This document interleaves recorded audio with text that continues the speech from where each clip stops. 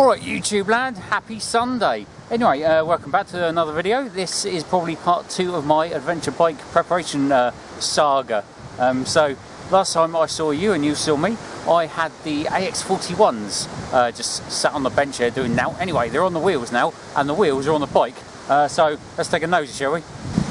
Well, firstly, you have to excuse the noisy wind. It's quite windy today and I'm in a load of trees. I'm on the side of Butser. So here we are with the AX41s fitted. They are the tubed ones. They are tubeless tyres, but I'm running tubes because I haven't got tubeless wheels, so I have to run those. I've been advised by lots of people that I can run tubeless tyres with inner tubes in, so that's what I've done. So they're in the bike. So there we go, that's the rear. I did pull up a minute ago. Now there's about 10 miles of road to get up here, so the knobbles are still on there. But they did have, that rear one did have actually quite a bit of heat in. Now I can't remember what my pressures were. I think if anything they are under pressured for the road, so I will check that again this afternoon after I've been to Father's Day dinner. Right, so yeah, I mean, I'll tell you what though, it was a bit of a weird feeling. I've never ridden a big adventure bike or any adventure bike as such with big knobblies on, so I had a bit of understeer and it felt a bit funny in the corners, so I want to continue on my way and we'll see how they go.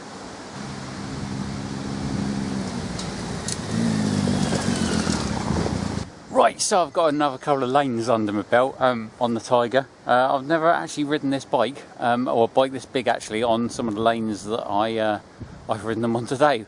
This was normally the lanes I do on my little WR250, so riding the big 800 was a bit of a not quite a culture shock, but it's not something I've done before, and with new tyres as well, which I've never ridden on, so that was kind of a different thing. So let's have a look.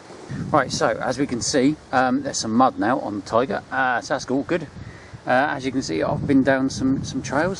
Still got the bobbles on the front actually, and as you can see, the bash plate has some mud where I've been through some actual mud. Oh, and the radguard's been splattered as well, so that's good. Be back there next week. Moving along to the back, we can see, possibly, if the sun doesn't get in the way, the knobbles have just started to disappear right in the very middle there. And you see I've splattered it with dirt, so that's that.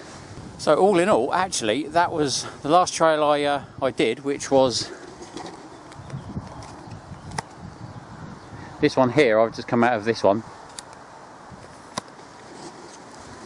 And that is on, I'm now on the road that goes from Petersfield through Froxfield onto the A32. So if you know that one, that's where I am currently. Car going past, they're probably all looking at me strangely, holding a camera up in the air facing myself.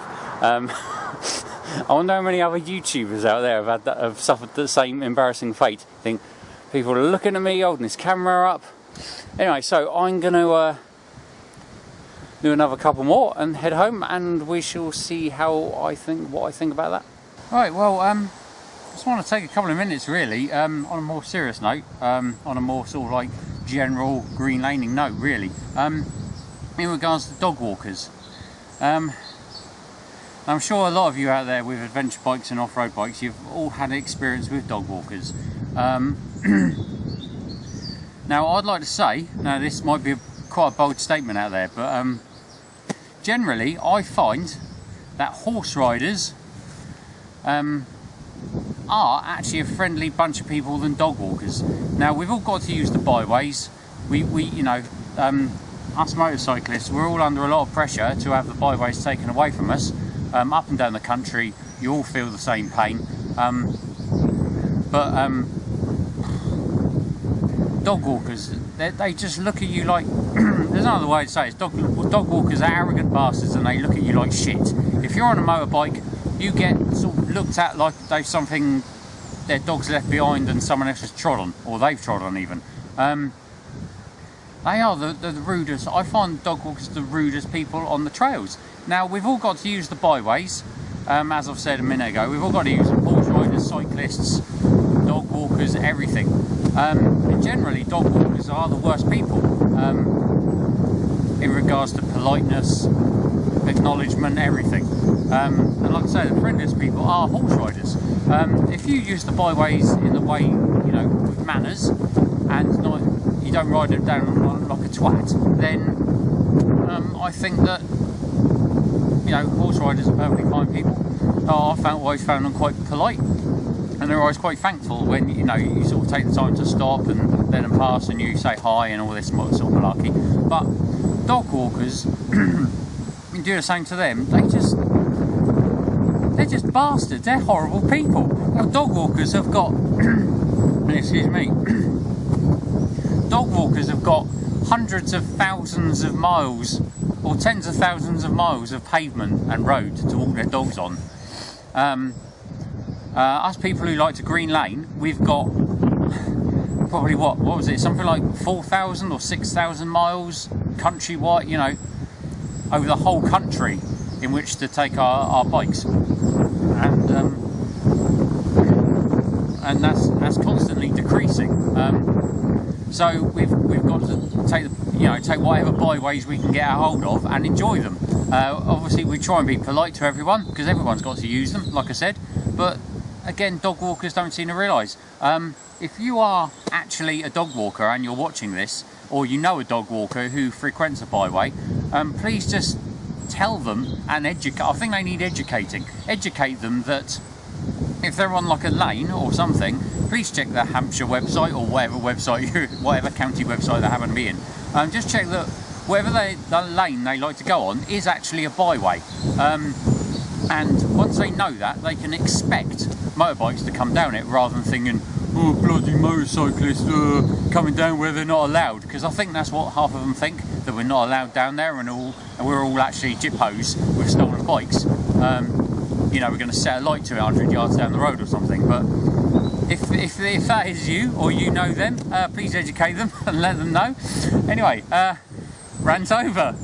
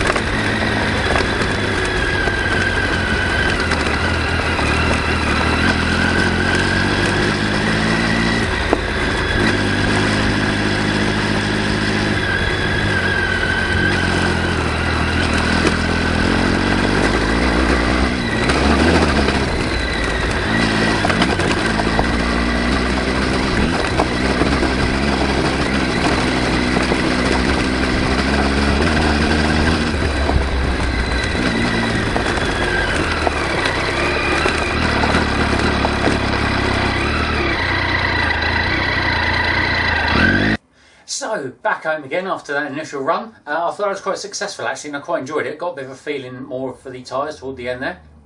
And yeah, I quite enjoyed that. They weren't so bad as I thought. The bike wasn't as big and cumbersome as I thought it was going to be. I did ride an Africa Twin at the Adventure Bike Festival last year. One of those test ride things. That was quite daunting, I think. The Africa Twin I found was quite high, and it wasn't my bike, so I was kind of scared of dropping it. Even though I did watch some guy who did tumble to the floor in front of me in a massive spectacle. I was kind of like just glad it wasn't me, really. So yeah, pleased with the tyres actually after the initial run. I mentioned earlier about the tyre pressures, and I did come home and I've just checked them a moment ago, and the front was on 44, which I think is quite high, and the rear was on 34. Now I didn't inflate them. I just got the guy at work to put the tyres on, and he inflated them for me. But I think those pressures sound absolutely way off, and just wild stab in the darky, kind of like out there. If you know better, if you think, if you have any recommendations for me as to tyre pressures in on the AX41s on the Tiger 800 with inner tubes in, then leave a comment in the comment section below there, down there, you know where it is. Yeah, please do give me some more recommendations, and I will have a nosy at that before I go away. That's just well, in about a week's time actually. So yes, yeah, pleased about that. I'll tell you what I did pick up as well. Obviously garnered from the footage, I've picked up some mud. Not a great deal of it, but there it is, all over the rad guard, all over the bash plate, and obviously all over the front as well. But ho ho, that's what it's for, isn't it? Exactly that. I'm sure I'll be able to pick up some more mud this coming weekend. I did also pick up some undergrowth as well. Now I'm not entirely sure where I got that from. I didn't exactly go Indiana Jones into the David Bellamy undergrowth there, but I picked up a twig, and that was still on my bike when I got home. It was also a quick test to check out my new clutch cable as well, because I fitted a new clutch cable because the old one felt a bit. It's been in the bike since I've had the bike. I've had the bike for like 6 years, and I haven't touched a clutch cable. Apart from minor adjustments here and there, but it was coming towards the end of its travel, so I thought it probably prudent to stick another one in. However, I think my plates and springs and etc., friction plates and steels, might want to look at afterwards as well. So I'll have a nosy at them after the Adventure Bike Festival. But for now, it's nice and smooth, smoother than it was before, so that's all good. So looking forward to next week.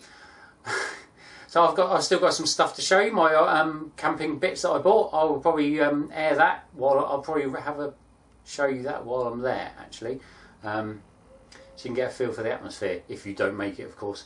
So there we go. Anyway, see you next week. Don't forget to like, subscribe and share. Leave a comment below and all that malarkey, and share with your friends and all that sort of stuff. Anyway, ciao for now.